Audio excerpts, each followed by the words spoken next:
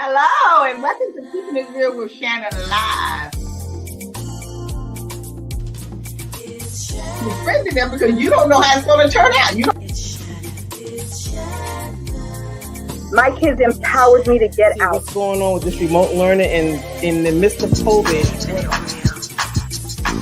I feel like that's really beautiful. That I get to I'm at Student State Senator now.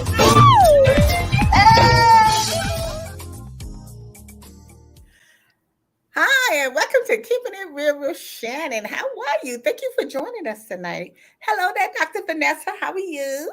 Hello, Lottie. How's everything? I'm great. Well, good. I see you smiling, so something must be going on over there in Panama. It's always good. It's always good. I just can't tell you in the air, but it's all good. Yeah. Well, look, we're continuing our series on bettering ourselves for 2023, and our special guest joining us tonight, coming back, our energy healer that's going to really make an impact tonight. So we want to introduce her at this time.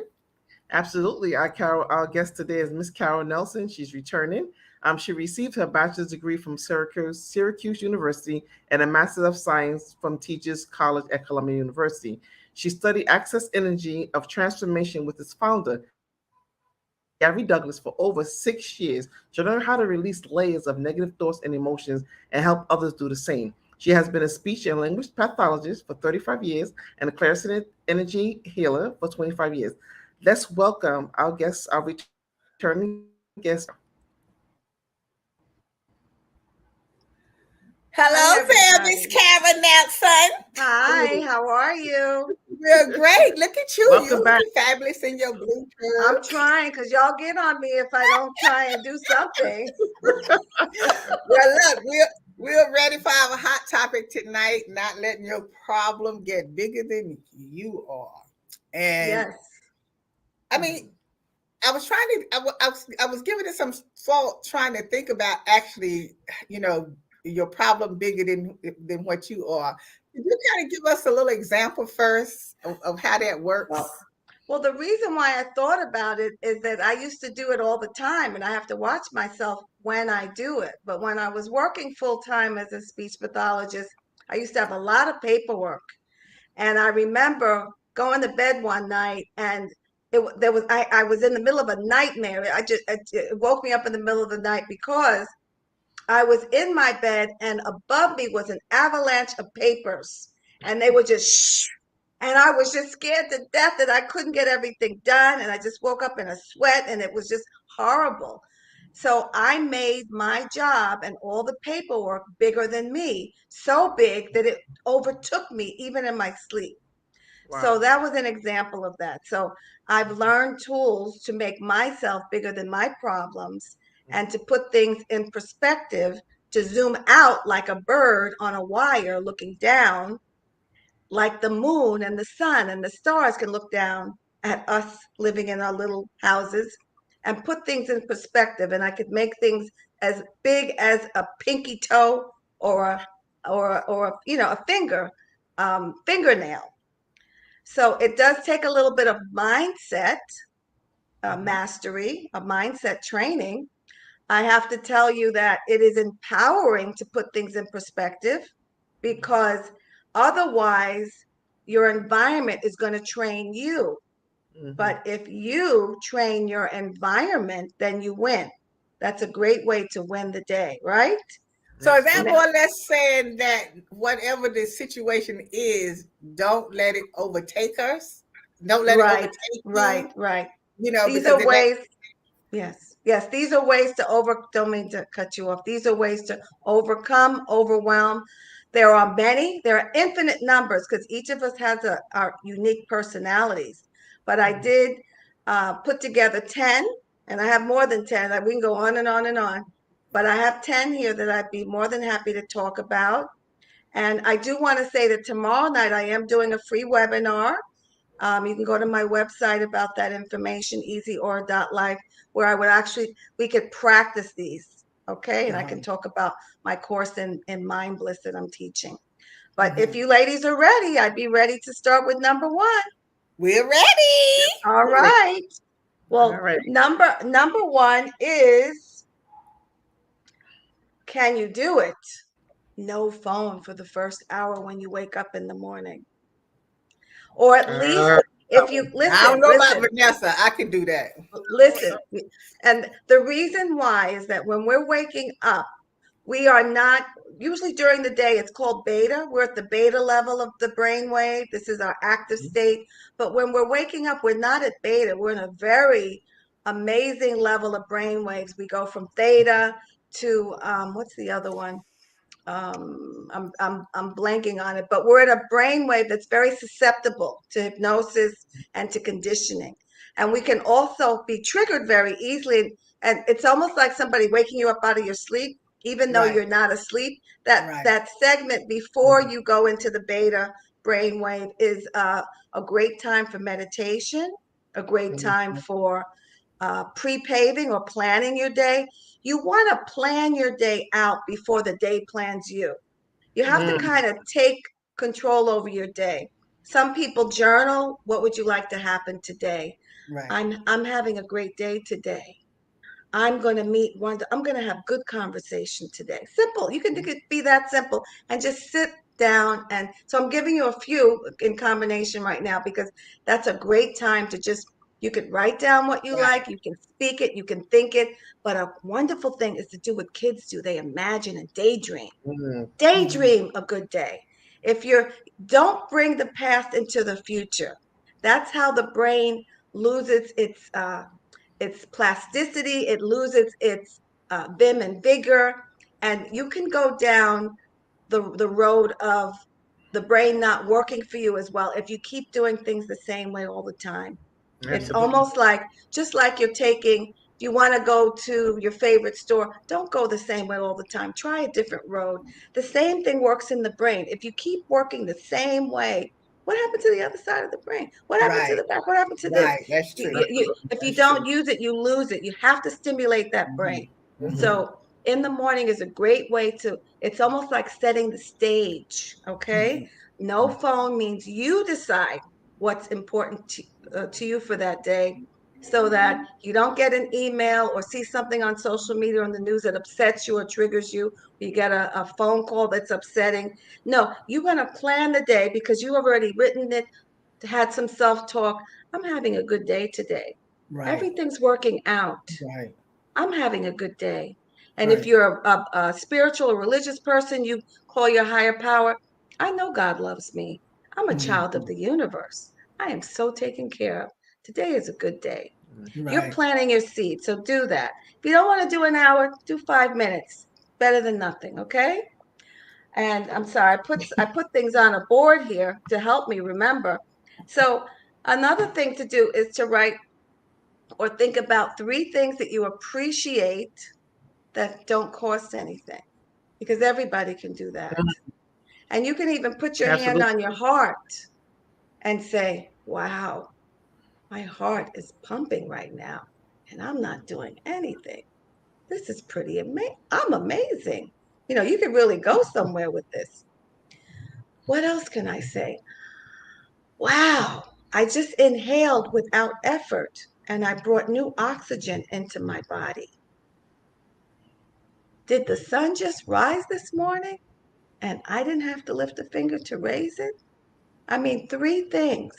Oh, this pillow is soft. I've done this many times before, but sometimes the littlest things mean the most. It feels so good to be in this bed. I love my covers. So you're thinking about you're looking at like just that's like real like simple stuff. What about like we want to think about something a little more bigger than something real simple. Okay. Which it benefits you, but it's more and the reason problems that we have. Yes, the reason problems that we have. Right. The reason why is we are training ourselves to focus on the wanted. We're training ourselves to, so it's not too small, it's just right, if that's all you can appreciate. I'm starting out with small things because we have to train ourselves to focus on what we want. The way that life truly works is like a restaurant. You place your order and you expect it. You have to believe it and expect it. But most of the time, we don't place our order. we say what we don't want. Oh, I don't want a man with and I don't want a man. What do you want? Oh, I don't want that. I don't like when this. There's a lot of conversation about what you don't want. And I have to tell you that each subject, you might think you're talking about the positive end of it, but you're talking about the negative end of it. Just like a ruler or a numbers line has a +1 and a -1. And you think you're speaking abundance into the subject around that subject, but you're actually speaking lack. Does that make sense? Wait a But you minute, know I'm what, not Carol? understanding. Yes. Go ahead. But you know, the interesting thing is that that's why I'm always focusing on self-care. People don't do too much of self-care when they have time to itemize these thoughts, right? And put them in some kind of perspective. And the thing is that they have to value this. They don't put value on human value, if that makes sense. They don't value the little things because they don't think they're significant, and not understanding the benefit of just having the power just to speak the words. Right. You have to, we have a lot, you know what is the biggest commodity right now? Everybody wants our attention. Everybody wants, so everything is really fast to get your attention. So we're so visual, humans are, and we're looking. But before you start looking at everybody else, just lay in that bed with your eyes closed and just be with yourself and make a choice about what kind of day you want to have. And if 90% of our thoughts, I thought it was 60, I just heard the research is 90% of our thoughts are the thoughts we had yesterday and the day before yesterday. If we don't like those thoughts, what does that say about us if we keep regurgitating the same thoughts and conversations every day, complaints? It means that we're unconscious because we were born to be happy and it's still there. If the gifts of the universe are being delivered to the front of your house every single day, and you're at the back of the house complaining every single day, you'll never receive the gifts. Yeah, but then why do you think that is that some people, not everybody, but a lot of people, they do a lot of complaining? I mean, it almost comes like a natural thing for them because sometimes people, every time you see them, they're complaining, and it's like, is there ever a day that I could run into you that if I say, how you doing? And you just say, everything is great. You know what I'm saying? Yeah. But it's always something. Is that by nature? Are they complaining about the same thing? Huh? Well, I'm complaining about the same thing. Yeah, they can sometimes they complain about the same thing, or either they complaining about different things. It's like sometimes, like when you I'm pretty sure you know people like this and meet people. Absolutely. Every time you talk to them, either the ear done fell off, or the nose is not crooked, or the eyes are turned back. But it's always something. But that means they are a master focuser. Do you understand what I mean? We are master focusers, but we have learned as adults to focus on the negative. Why? Because how do you sell a product if everything is fine? Right. How do you go for a solution or a remedy if you're good? You have to be trained that you're wrong, something's wrong, so that you will buy something or buy into a thought pattern and spend money and to fix yourself. So the diet industry is look at all of the industries that are making billions of dollars. A lot of industries are making a lot of money because we have been taught to think that we're broken and there's something wrong with us. But the thing is, they can say whatever they want to say, but the thing is, we did buy it. When you buy it, that's how you, and there's more to come. Is there more to come, Miss Lottie? Yes, it is. We'll started off enjoying the conversation because I got to find out more how to make my problem less bigger than what I am. So we're going to take a quick break and we'll be right back. Oh, wonderful. It's Shannon.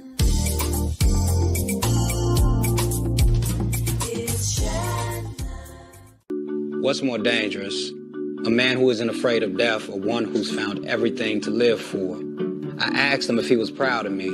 He emphatically said yes as he laid his pecan-colored head on my chest, and I went through my mind 1,000 times to figure out what that could possibly mean, and every single example ended in motivation for me. So you may not be afraid to die, but I'm more afraid to let them down. And I found something to live for, which is a dangerous motor forever fueled. See, your thoughts may be involuntary, but my actions are very calculated. I was a man with a plan, but now I'm a dad with a decree, and you can't take that from me.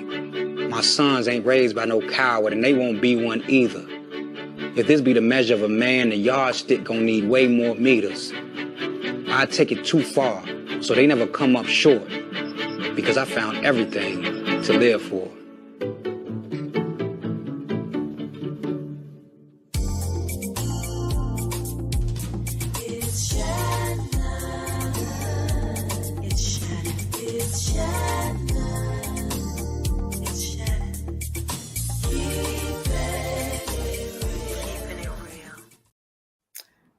If you're just joining us, our special guest tonight is Carol Nelson, and we're talking about don't let your problem get bigger than you are.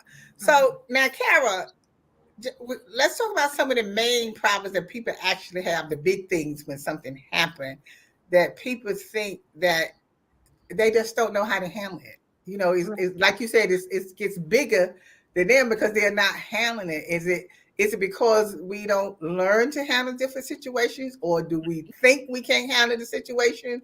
You know, because sometimes it's not that the situation is that big that you can't do anything about it. Because I've learned that anything that gets big enough that I can't handle, I just leave it alone because I can't resolve it. So I leave it alone. Beautiful. That's beautiful. That is, yeah. Yes. Well, I think there's so many things happening there. One is they didn't hear the call when the problem was smaller. And so it does get bigger and bigger and bigger because not everybody pays attention to small things. So it has to get big to get their attention. So it doesn't have to be a bad thing. It's just a signal, let's pay attention to this. And it's a wonderful invitation to change and to do something different because life is worth living. And some people don't feel that way. Now, you said the magic word, change. Yes. People just don't want to change. Why? Well, I don't know what it is. Some people just don't want to change. No, but I think a lot of things come with fear. People fear change because change sometimes becomes the unknown, the unexpected. Absolutely. So how do they now deal with this new found outside their comfort zone? Absolutely. Well, but then when something like that happened, like you said, with fear. Now, when something like that happened, looked like to me, that would probably really make you change because now something is happening to you that you didn't know. You know what I'm saying? Like, you know what I'm saying? Like with something that you scared, if you scared about something that happens, right? That's a whole change in itself. No, yes, the change, but I'm talking about the fear of making a change from that worse to better. So they don't know what the unknown is. So sometimes you lack the resources, you lack the experience, you lack the help around you. So when you got to step outside your comfort zone, you're not really quite sure what that abyss is, right? So they sit back. It's really helpful to learn about your body and about the brain, and that most of us are running by age 35. We're running on 95% of programs. We're not we're so used to when we hear that, we do that. It's like a comedy show. Ba-dum-bum, ba-dum-bum, ba-dum-bum. And some of that is important because that's how you got to get through your day efficiently. But when are we going to choose what we're going to do now if something's not feeling right? Our emotions are supposed to help us to, something just flew on me, decide what we want to do with this. I don't really like being around this person. Well, either you change or stop being around them because don't go about trying to change other people. Good luck with that. Exactly. But just know that when you change, other people change. But so I want people to understand that fear is not you. Those are these programs that we do have a what is it called? There's a part of the brain or the mind that will, hey, you have created some programs here, and if you want to start doing some new stuff, because the unknown, fear of is associated with survival mode. Most of us are on survival mode, and most of us are addicted, literally addicted to stress, which releases cortisol. The brain releases cortisol when we are actually addicted to all of those negative emotions: depression, grief, jealousy, envy, blame, shame.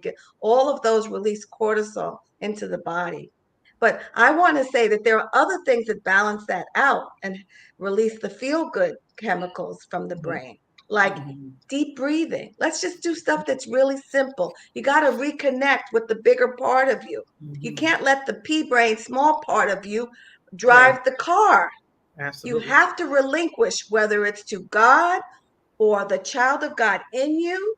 You've got to relinquish to a bigger part of you.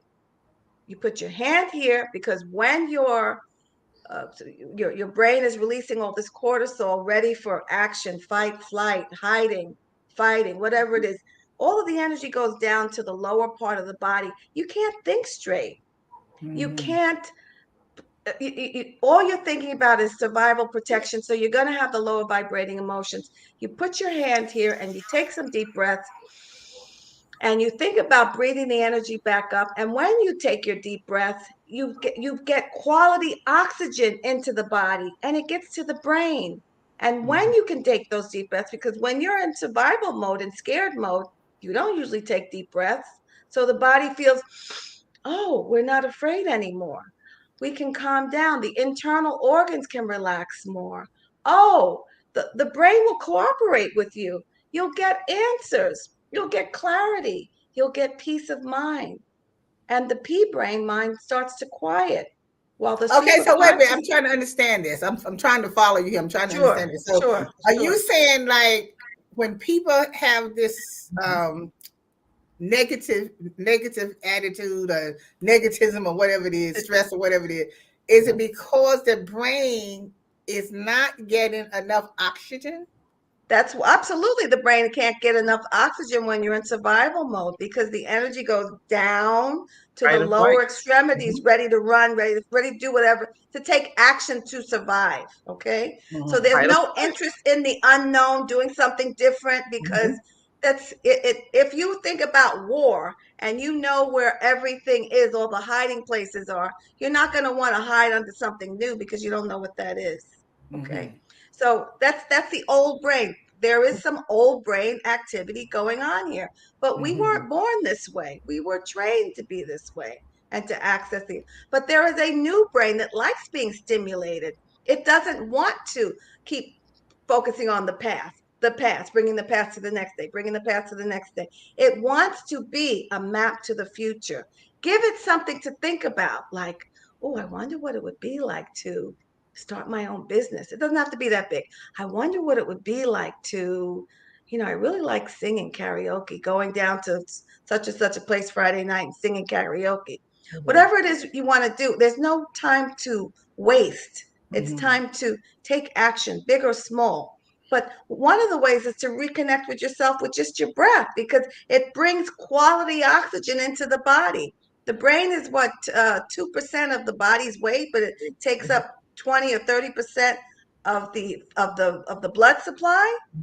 Give it what it needs. Eat the foods that the brain likes. Avocados, blueberries, walnuts. Everything's on Google. Do those things. If you're around toxic people, easy. Get away from those environments. But you got to stimulate the brain with something new.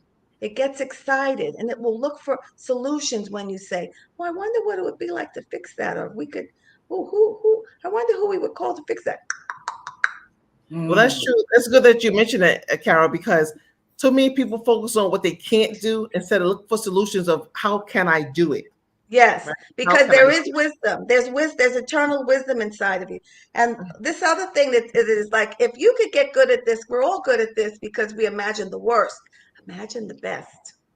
Imagine getting up in the morning and, we think, oh, I have to have that conversation with that person. Or, oh, we're going to go to that person's house. I got to do that. And that's going to happen. We're bringing the past into the present, into the future.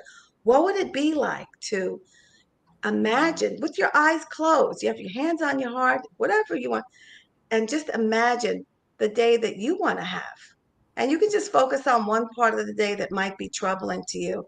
And just say, what would it be like to have it not be like that? And what if we just could tolerate being in the room with each other? What if I was able to smile at them? What if I was able to breathe and not hold my breath when I was around?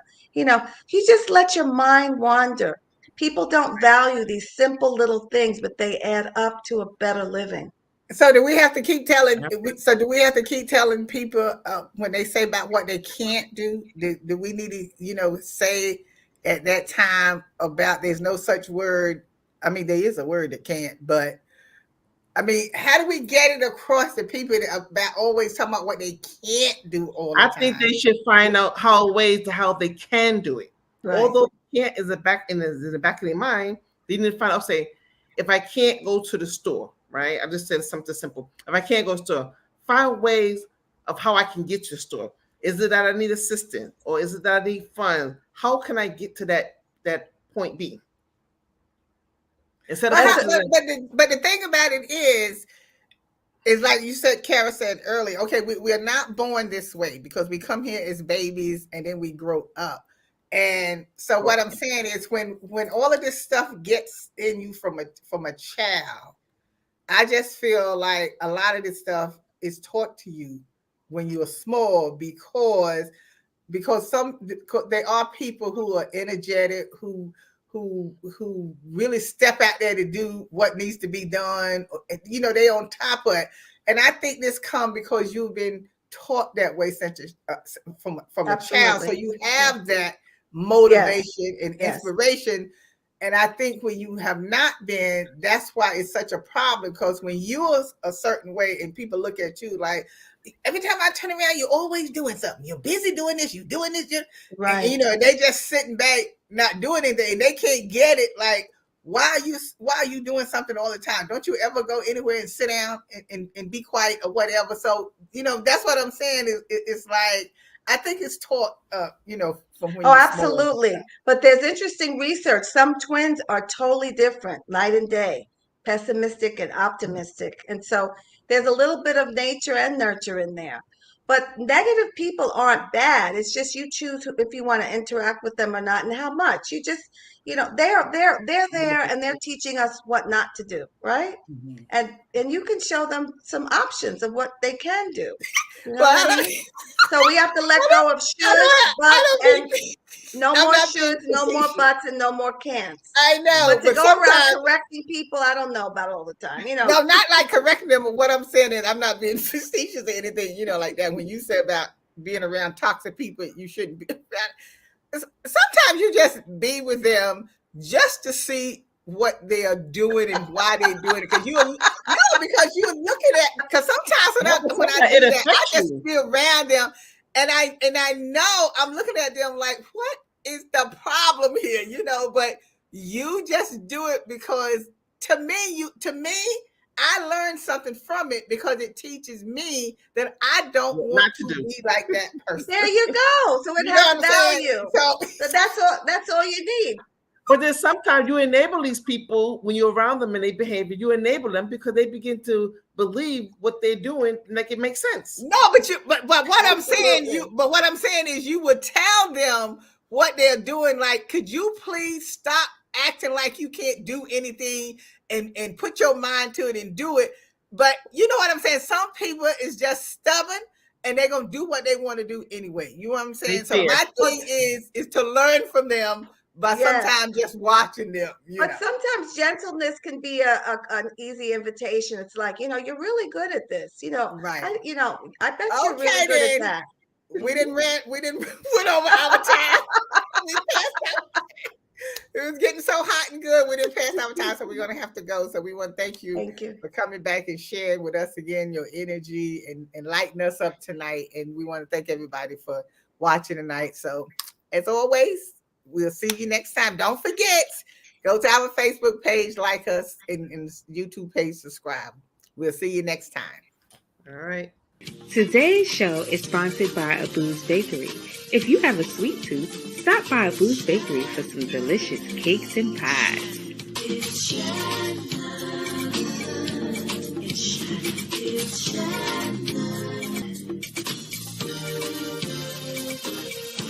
It's Shannon.